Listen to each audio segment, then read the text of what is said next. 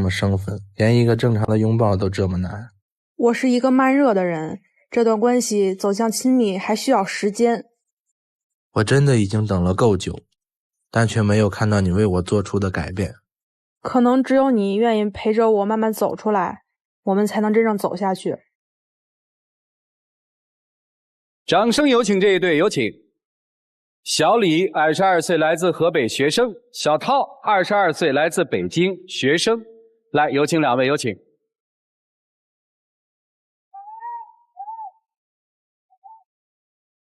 欢迎两位哈，大学同学，对吧？是。谁追的谁？我追的他。现在是你的女朋友是吧？算是。干嘛算呢？到底是还是不是啊？就现在他就不想跟我搞。就是我有点传统，我希望他们多给我点时间，等一等我。我俩的感情不是特别纯粹的，就平时出去吃饭啊、逛街啊，就拉个手、拥个抱都特别困难，而且就是说什么叫特别困难？而且就出去吃饭、唱歌、看电影什么，他都跟我 AA， 就感觉把我当外人，而且就是他的恋爱观有点那种悲观的那种，我总说他，然后他就也没法改变，我就有点手足无措那种。咱别一口气啊，你一口气说了太多的事儿了，咱慢慢说啊。就我们刚好1个月的时候，我带他去看电影，然后我特意挑爱情片，然后我特意就是订的票就最后一排，就人少嘛，到时候可以拉个手啊，搂一下这种。然后挑错了，挑恐怖片儿。到中间的时候，我拉他手，然后他就躲开了，我就以为是他矜持嘛，女生矜持。然后第二次过了一会儿又弄，然后他就直接就叫了一声，然后就站起来就走了，直接。因为我觉得1个月时间有点太短了。现在拉过手没有啊？拉过了。谈了多少年了？谈了1年了。但是就是我们现在还就没有接过吻。因为我的家庭父母都比较传统，然后对我有一些多多少少有一些影响。不是这个，我觉得就接受程度可能要慢一些。就跟我身边哥们儿什么，他们知道这事就天天笑话我，你知道吗？然后我也不好意思跟你提这事儿，因为就是因为看电影那事儿，那回咱俩吵了一架，然后我就不好意思主动的要求。但是我不是说谈恋爱不是为了给别人看的呀，就是俩人在一块儿，一个就是关系到那步，然后就是会有这个，而有的女方就比较柔弱嘛，他们可能就觉得。我要依靠他，然后就可能会主动要求拉个手啊，就是我们，但是我们出去从来就没。我们明白，就是在你的这个理念里面，认为这是情不自禁的，对吧？对，两个人相恋有一些亲密举动是应该是情不自禁的。对，女生是觉得说我得控制着，对吧？是，就接受程度慢一点，行，没那么快。这事儿我们就放在这儿了啊。第二个概念叫 AA 是吧？对，我们就是平时出去吃饭。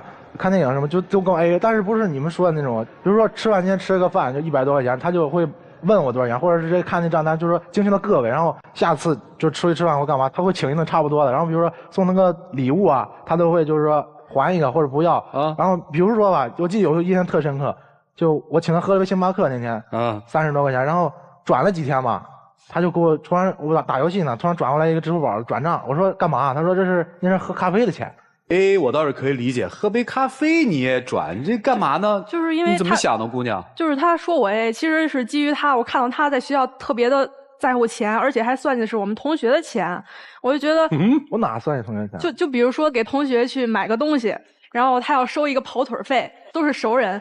要是我的话，我就觉得不太好意思，这人太杀熟了，没有同学情谊在。我觉得我就联想到我们的感情，我觉得还是不要就是用他的钱，这样。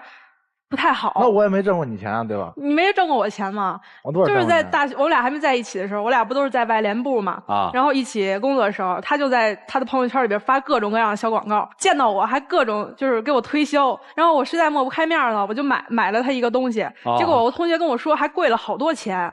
你这叫没赚我钱吗？那别人也是那么多钱，我没说卖给你就比别人贵吧？但是这卖东西买东西就是我愿意买，你愿意卖，反正比专柜便宜哈。对，所以你这么说，我就很难不联想到咱们俩现在的感情。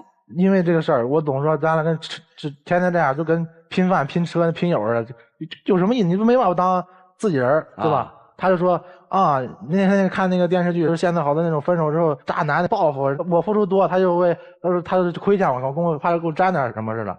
这就是你说的他这个恋爱比较悲观是吧？就是你是害怕沾了他，花了他的钱之后，万一你们俩不能在一起。他报复你是吧？我当然不是说认为他是这样的人，我是相信他的，就是说这件事难免会在我心里。但是你做法是这么做的嘛？但我觉得不是应该男的花钱，就是我对你我也没说抠抠搜搜干嘛，都是你提的。咱们中国传统就是男的应该多花钱，而且就算咱分手，我也不是说送什么贵东西要回来，或者是啊，我背后说你什么什么，对吧？但是有一点其实挺好的，说明姑娘第一是清醒，第二还是挺独立的。你应该高兴啊，找到这么一个女朋友，挺开心的呀。啊，就是还有一个就是他发朋友圈啊，他不知道哪找来句子说恋爱不是必需品，恋爱是保养品。我身边好多这种同学嘛，都看着就问我，就感觉我是不是就不太重要这种。我觉得你只是主观臆断，我其实不是这么想。我觉得两个人在一起可以干一些很有意义的事情，互相让自己变得更好，然后再去经营爱情。我没有你想的那样是消极的。你喜欢他吗？啊，喜欢。真喜欢他吗？真喜欢。哦，那喜欢这小伙子什么呢？喜欢他坦诚、有责任心啊，然后善良，有孝心。哦，这有孝心你是怎么看出来的？就是我们俩平时在一起不是有兼职嘛，然后兼完职之后，他都会给他爸爸妈妈买一些礼物，一些保养品，评价不低耶，很高哎。说孝心，我想起来一事，今年国庆的时候，他把我领家去了，都带回家了。对他，哎呦，你们家那按你那个传统的说法，这就算正经的准姑爷了哈。对，就是他欺负他，我俩一都一块吃饭，吃完饭之后。那回就不高冷了，头一回还主动牵我手，还给我夹菜，给我什么，给我披衣服什么的啊。然后他妈妈就对我感觉还不错，然后给我一红包，走之前就里边2000块钱。可是回学校之后转过天了，他就把那要走了。对，因为我之前看了他对金钱上特别计较嘛，我觉得咱俩还是金钱独立一点比较好。而且我觉得这个也是父母礼节性的这么一个事儿。如果要是他父母给我的话，我也会给他返回去的。因为你妈妈给我钱，我肯定是到时候会找机会，就是会还给他，或者你那我就不是替你做了吗？但是如果你这样就是你来要走的话，我感觉这就是你把我当外人了这种。还有一点，这次他为什么把我领回家？不是他觉得行了，是他妈妈从小就是给他说，就男人就不太靠谱，不太相信那种。然后我俩搞对象之后，他妈妈知道，就天天问东问西的，然后总问，然后他就不耐烦了，说他妈妈叫他把我领回家，回家之前就教我好多东西，说怎么有礼节，然后他还就是一点不高冷，然后表现出来，就是其实带回家就是为了给他妈妈看。爸爸呢？爸爸也在旁边看。我一直说妈妈没说爸爸，所以我问一句，就是我妈妈可能会比较在意我们俩这个关系吧，她可能会担心一些。看完之后觉得没问题是吧？是的，但是我觉得不是像他那么说的。我妈妈其实平常没有像他说的那么恐怖，就说那么极端，说男生都不是好人，这是他自己想的。行，所以你的感觉是他太冷了是吧？对，高冷那种，就是我感觉不到那种爱，对我感觉就是一个备胎的感觉。备胎。不是备胎。但是你心里是喜欢他的。对，可能是我的性格让他觉得我有些不太喜欢他了。那今天你来干嘛呀？今天他要来。那你为啥陪着他来啊？因为我想陪着他一起解决这个问题。你想咋解决啊？你的观念已经都根深蒂固了。就是我愿意为他做出改变，但是我希望他能给我一些时间等一等我，但是我感觉他好像不愿意等我那种感觉。都就是有点接受不了。我听明白了啊，就是有可能我们这节目成为你初吻的地方是吧？不，什么？就有可能我们这个节目成为你初吻的地方是吧？我们听听老师们的意见，一起进入丘比特问卷。我跟你讲啊，小涛，就是我们大多数的女生，一般来讲前3个月就是热恋期，我们会深情的凝视我们对方的那个爱人，就那眼睛恨不得就看他，然后就拔不出来了。爱情最初是有激情的。但是我在你们2个人身上这段爱情当中，我们看不到任何的激情，而婚姻也是一样的。最佳的走入婚姻殿堂的时间节点是1年到2年之间，因为2年以后可能我们那个激情就过了，结婚的冲动就没有了。但你一点激情都没有吗？你一点都不想去拥抱他吗？一点都没有，对吧？而且正常来讲，他牵你的手在1个月的时候，我们觉得大部分情况下这个时间节点是合理的。牵你的手，正常女生我们可能会说，哎呀讨厌，就是那种害羞的状态。可是你是大叫跑开，你是惊吓的状态。我不知道你在怕什么，可能是父母的情感对你有比较深刻的影响，但我想跟你说的是，每个人都有每个人的生活，有属于你自己的爱情，你不要活在任何人的情感的影子里面。对面的那个男生和你接触过的也好，认知当中的也好，那男性是不一样的，他就是应该是你的爱人。如果单纯的生理排斥，再加上你们现在的这种心理排斥的情况下，我认为你是不爱他的。你只是觉得这个男生可能适合谈恋爱，然后我在一个应该谈恋爱的年纪，应该有一个伴侣而已。因为你不仅心理上排斥，你经济上的独立，你人格上的独立都宣告说，哎，我们要是分手了，这样比较简单，比较好处理。可是当我们投入到一段感情的时候，我们不太会想到分手的那一天，我们就是爱在当下而已，但你不是。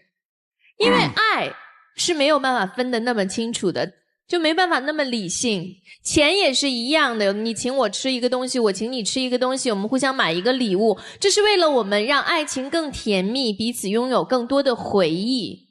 可是你通通拒绝这一切。爱是亲密关系，不管是经济上的、生理上的、心理上的等等，但你完全拒绝，所以我认为你是不爱他的。爱情不是保养品，爱情是营养品，是让我们彼此营养着对方，让我们的青春更加的美丽。祝你们各自幸福，谢谢。好，谢谢左岩老师。来，曲总。这个女孩呢，其实并非有什么问题，我个人觉得没有。她可能现在啊，还没有真正的爱上你，现在是喜欢你。由此可见，你应该做的事情还很多。比如说，她可能会觉得你太过于看重钱，可能在钱跟情方面呢，她觉得你还不够表现出对她的那种好。可能还有这样那样的问题，甚至于有时候你的急躁也是你的不对。真正爱一个人是要体谅他的感受的。为什么一定要再过半年就一定要怎么着啊？我们的感情难道是说以时间为衡量的吗？很多年的夫妻也可能分手啊，也可能离婚呢。关键是你要持之以恒的，目的单纯的去爱这个女孩，甚至于爱她的一些特点。只有当你做到了这些，让她打消了顾虑，他才可能放弃现在所谓这种悲观的这种看法。的确，他现在状态给我们感觉就是随时可能就想跑，因为他不敢轻易的开这扇门呢，让你进来。这扇门给你开了一个缝儿，能不能打开它，真正的进到他的心扉里面，要看你的诚意。女孩呢，我觉得还是坚持自己认为是对的事情，但是呢，你觉得不会爱上他。他就是一个比喜欢多一点，但到不了爱的程度呢，也别委屈自己，因为可能他不是你希望的、想遇到的那个人。真正你遇到了让你心动的人，可能你真会情不自禁的。如果你出来，并不意味着一定要在那个节点要跟他进行更进一步的举动，但是至少意味着我接下来会有更多的热情来了解你，并且让你能感受到我对你的好。就这样。好，谢谢曲总。来，严老师。有一个问题我一直在想要不要问啊，因为我知道问可能会有一些不开心。我是为了你好，姑娘，所以我要问一下，刚才主持人问说一直讲妈妈，一直讲妈妈，爸爸呢？因为我是离异家庭的，就是我爸爸那边再婚了，然后我妈妈那边也再婚了，所以说可能导致我就是有一点不太敢相信别人，所以。刚才其实男孩是犹豫一下，他爸爸，然后你很快的接句说：“我爸爸在旁边啊。”其实你不太想面对这个问题，对吗？也不是。其实我上这个节目，其实也想问问老师的意见。就是我想说的是，我估计会有不一样的成长背景。那我倒不是完全觉得你是不喜欢这个男孩子，所以拒绝拥抱。其实我相信可能是父母的离异。让你对感情会有畏惧，你会担心受到伤害，你会担心说我付出真情，或者我打开心门，不那么理智的面对感情。我如果让自己的情感让它自然的流淌，也许我会受到父母之间的那种不愉快的结果。老师有这种可能性吗？就是可能就是我没有看到父母之间的太多互动，然后我就是也许不是畏惧，就是不会去跟异性这种亲密的。对，你是跟着妈妈生活还是跟着爸爸生活？我就是两边都有。其实你是在一个不稳定的家庭状况下成长的。就是我们大部分建议说，如果真的父母双方分开，是给孩子一个稳定的环境，跟妈妈或者跟爸爸就是相对稳定的啊。所以心中可能会一不了解如何和异性相处，二其实心中有深深的不安全的感觉。这个和你的成长经历有关。但我想给你讲的是，其实我觉得你是一个很健康、很好的姑娘。你看，你去努力的和这个男孩相爱，你有勇气来到这个舞台，去打开内心的这些不愉快的过往。你是一个很好的姑娘啊。其实爱情没有那么可怕，感情没有那么可怕。不是所有的感情都是不愉快的结果。而且即便我们现在年轻，有可能我们的爱情不一定就走到了婚姻。但是你要相信，曾经的每一次牵手，每一个拥抱，每一次亲吻，那一刻是幸福的。我们总是活在当下啊，你连当下的幸福都不愿意去享受，你不怕错过太多的美好吗？所以我特别希望你能够多一点点勇气，去好好的享受当下。你看这个憨憨的大男孩，他真的很喜欢你，他其实一直知道你的这样的内心的背景，所以一直在等你，对吗？无论将来能不能跟他结合在一起，我们去拥有眼下的幸福，对你来说是最重要的。小伙子，我就说一句啊，我觉得你其实真是挺不错的一大男孩，真心希望和他能够进一步的去相爱。再坚持坚持吧，给他多一点时间，也给自己多一点能够呵护保护他的能力，让他真的愿意打开心扉和你好好相爱。祝福你们，谢谢。谢谢杨老师。矜持啊，不等同于要清高。激情也不等同于要放纵。太轻了反而容易污浊，太高了反而容易折断。所以你会发现一些家教非常严格的女生往往容易吓跑爱情，最后容易被一个坏男人俘获。因为家庭对她的这种严苛的教养成为了她最后的道德绑架。你把这个东西看得太过于重。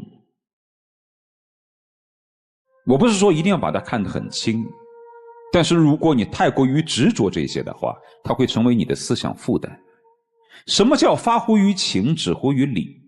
这个理当然是最后的界限，但如果是发乎于情，类似于像牵手、像亲吻，如果你当下想，那你就应该去做。否则的话，说句难听的话，你就有点装。从某些角度上来说，恋爱还是自然一些好，没必要把自己限制在一个自己认为的一个道德框架里。但是有一些底线是要遵守的，否则的话你会把爱情吓跑。事实上，当你内心想要去做的时候，你就应该去享受。而至于那些在金钱上是否应该清清楚楚的问题，我很赞同。还有一些女生恨不得有钱就用，有礼物就收，比起来你是相对于独立的。但是从某个角度上来说，如果他送一件礼物给你，你没有必要把钱还给他，你可以送一样其他的礼物给他嘛。其实你有没有发现，当两个深爱在一起的人的时候，他们俩之间所有做出来的举动，就是想让你欠我点什么，或者想让我欠你点什么，以这种互相成为债权人的方式来联系我们彼此，来延续彼此的情感。怕就怕你也不欠我，我也不欠你，那到了最后反而是干干净净。所以从某种条件下来说，我是赞同左岩的意见的，你至少没有那么爱。我们如果深爱一个人的话，我们就恨不得能为他做点什么。但是如果我们总是时时刻刻在芥蒂说分了手以后该怎么办，结婚的时候就在想离婚的时候能不能分得干净，财产好不好分割，时时刻刻处于防御状态，这跟我开始所说的矜持和清高那又是另外一个意思。而你总是在盘算着失败以后怎么办，这不好。所以你好好的想想，你对他到底是怎样一种情感。至于男生，你还算是有点性子，还算是比较君子，但是再怎样的君子到了最后也会被逼疯的，所以就看你自己的耐心怎么样。如果你有耐心，就能走进他的内心深处；如果你没有耐心，也千万不要做强人所难的越轨之举，好吗？就这样。好，谢谢涂老师。好，我觉得不要有什么标签啊，就是这样就是爱，那样就是不爱。谈恋爱没有标准的，因为你谈恋爱的人和对象是不一样的，所以他心里有他的尺度，就是在试探和了解的过程中完成的，这就是恋爱嘛，才美好。把所有理论的乱七八糟全抛开，问直觉，因为其实你们的直觉已经告诉你们了，这个人是不是你想要的。接下来一起进入那几天喝古方红糖真情60秒。我想对你说一句话之前，就是来之前就想好，想对你说就不谈这段感情。如果就以后你对同事啊，或者是别人啊，都是交往的时候，不要就像刺猬一样，就把自己套在里面。你要敞开心跟人家心与心的交流啊。我想这样对你好，可能因为有些事情可能会错过很多机会。其实我觉得我没有像你说的那样，就是跟别人接触像刺猬一样，只不过是你觉得我跟你亲密接触的时候有点接触程度慢，你就主观的那么去想。还有就是我觉得我可以为你做出一些改变，但是只是你现在不愿意给我时间了，你不愿意等我了，我希望你能多一点时间给我。就这样。请亮灯啊！回去吧，还是那句话，在门里面的时候问问直觉。谢谢你们，庆辉啊！来，请关门，他们自己的选择吧，请开门。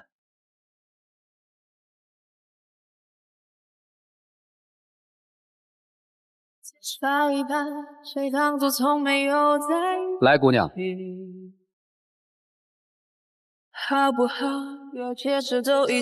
就是我觉得他应该会留下来等我，但是他没有等我。这个大概就是验证了一个结果，就世间的事就是这样，你最害怕的一个结局，往往等来的就是那个结局。所以我说，其实在爱情当中，当下一段真的开始的时候啊，相信自己的直觉，不要那么冷静，保护好自己是一个底线，但是也不需要那么冷静，因为当你真的理性谈恋爱的时候，你发现那好像已经不是爱情了，那是一道算术题，而且你永远解不开。谢谢你，庆辉啊。